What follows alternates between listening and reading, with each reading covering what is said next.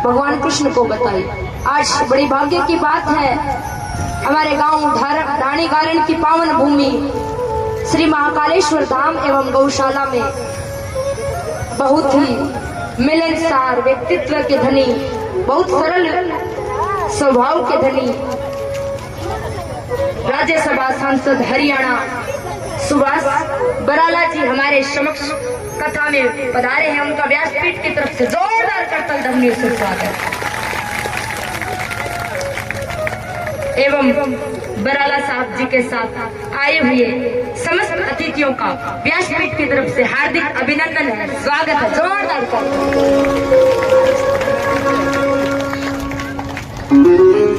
हमारे सुभाष बराला साहब जी, हमारे पूज्य गुरुदेव महंत श्री विकास गिरी जी महाराज, इनके पास इनका आना जाना लगा ही रहता है।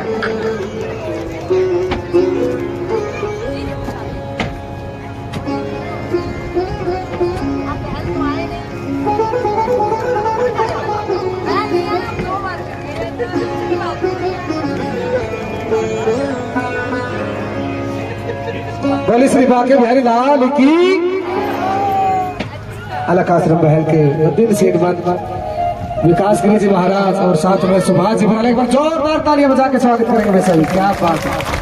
और हमारे ऊपर जी महाराज का माननीय सुभाष जी बराला साहब का पगड़ी उड़ाकर, पटका उड़ाकर और प्रतीक चिन्ह देकर पूज्य स्वामी महामंडलेश्वर दर्शन गिरी जी महाराज एवं पूज्य गुरु जी महंत श्री विकास गिरी जी महाराज एवं कमेटी के प्रधान सदस्य सभी बराला साहब जी का स्वागत सत्कार कर रहे हैं। हमारे हरियाणा की महान मूर्ति है बराला साहब जी, इनको कौन नहीं जानता। पहले तो बीजेपी के प्रदेशाध्यक्ष थे, अब राज्यसभा सांसद बन गए पूरे हरियाणा के। और आने वाले समय में हम तो भगवान से यही प्रार्थना करते हैं, हमारे बराला साहब दिन दुगुनी रात चौगुनी उन्नति करे। बोलिए बाके बिहारी लाल की। इतनी महान मूर्ति हमारे बीच आई और तालियों में इतनी कंजूसी।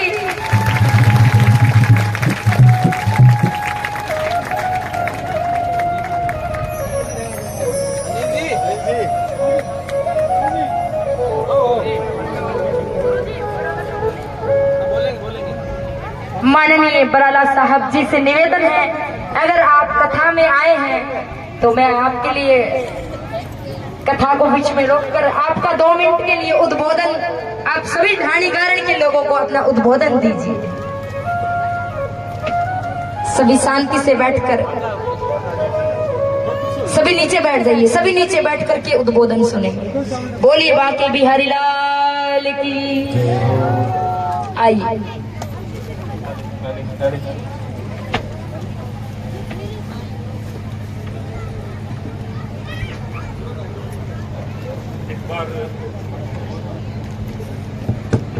जोर से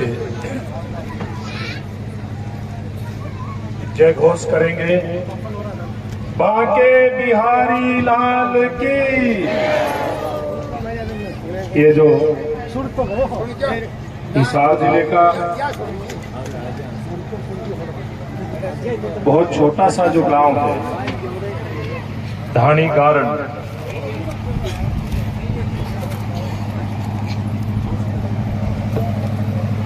और इस बेशक ये जनसंख्या के हिसाब से गांव छोटा हो, लेकिन हमारी जो सनातन संस्कृति है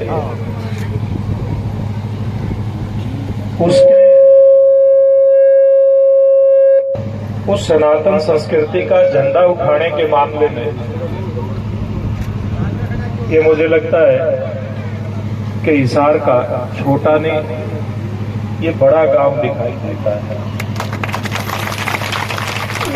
जिस गांव के अंदर सनातन परंपरा का इस प्रकार से जय घोष होता हो, जिस गांव के अंदर सनातन परंपरा को लेकर के चलने वाले, उसका ध्वज उठा करके चलने वाले पूज्य दर्शन गिरी जी महाराज जैसे संत जहां पर विराजते हों और जिस स्थान पर पूज्य साध्वी को शिखा गिरी जी इन जैसी महान विभूति आकर के और समाज का मार्गदर्शन करने का काम करती हो, और साथ में कितने ही संत महापुरुष यहाँ पर पूज्य संत आप सब लोग जानते हैं कि बहल में महाराज विकास गिरी जी बहल से चल करके आए। अंदर बहुत सारी ऐसी महान विभूतियां विराजित हैं। काकड़ों से महाराज जी आए हैं। ऐसे ऐसे संतों का जहां पर आगमन होता हो वो वास्तव में वो गांव धन्य है, और उनके जो नागरिक हैं, जो माताएं बहनें हैं, वो वास्तव में पूजा के योग्य हैं। मैं आप सबको शीश झुका करके मैं आप सबको प्रणाम करता हूँ, आप सबका अभिनंदन करता हूँ, आप सबका स्वागत करता हूँ। जय जय श्री राम, जय श्री राम, जय जय श्री राम, जय श्री राम। और जिस प्रकार से महाराज दर्शन गिरी जी ने पिछले साल भी कथा करवाई थी, उससे पहले भी करवाते होंगे, लेकिन मैं तो 2 कथाओं का तो मैं इस बात का गवाह हूं। और साध्वी जी ही शायद पिछली कथा में भी यहां पर विराजित हुई थी। एक बात मैं कहना चाहता हूं, बहुत लंबी बात नहीं कहूंगा क्योंकि आप लोगों को भी कथा का श्रवण करना है, और हम लोग तो सारा दिन दुनियादारी की बात करते हैं। देखिए यहाँ पर तो बांके बिहारी जी की बात हो रही है, यहाँ पर तो उस ईश्वर से आप लोगों का सीधा कनेक्शन जुड़े उसकी बात हो रही है। इसलिए मैं आपके और साध्वी जी के बीच में ज्यादा बाधा नहीं बढ़ूंगा, लेकिन एक बात मैं कहूंगा कि भागवत कथा का या अन्य कोई कथा होती है या संतों का जो प्रवचन होता है, वो सुनने का मौका वो हर किसी को नहीं मिलता।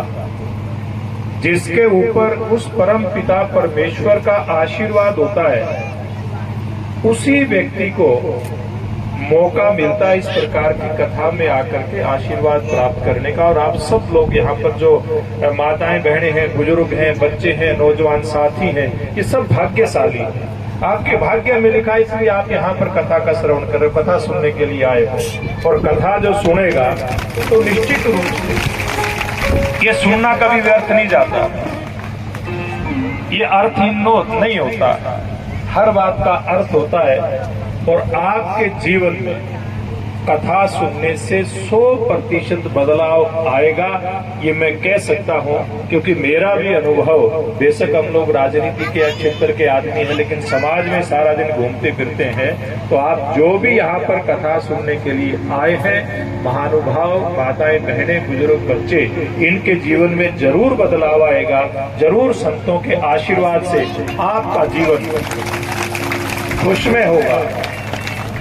या एक बात कहते भी है ना साध्वी जी, जहां संत वहां बसंत, सुना है ना। और बसंत में कैसे चारों ओर हरियाली हरियाली दिखाई देती है, फूल ही फूल दिखाई देते हैं। और बसंत के महीने में तो आपका तो सरसों का एरिया है, सरसों की बिजाई होती है। और बसंत के महीने में सरसों जब ये फूल निकल आते हैं तो कितना गजब का वातावरण दिखाई देता है। तो जब संत यहाँ पर है तो वैसी बसंत आपके लिए है, जहाँ संत वहाँ बसंत। और संत आपके बीच में हमेशा से आते रहे, आपको आशीर्वाद मिलता रहे, ये बात मैं कहना चाहूंगा।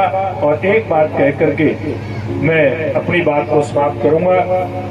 राजनीतिक आदमी हूँ, सीधी राजनीतिक बात नहीं करके एक बात जरूर कहना चाहूंगा कि बहुत सारे लोग हमारे जैसे लोग हैं जो राजनीतिक क्षेत्र में काम करते हैं, हमारी संस्कृति को केवल और केवल वोट के लिए वो बिगाड़ना चाहते हैं।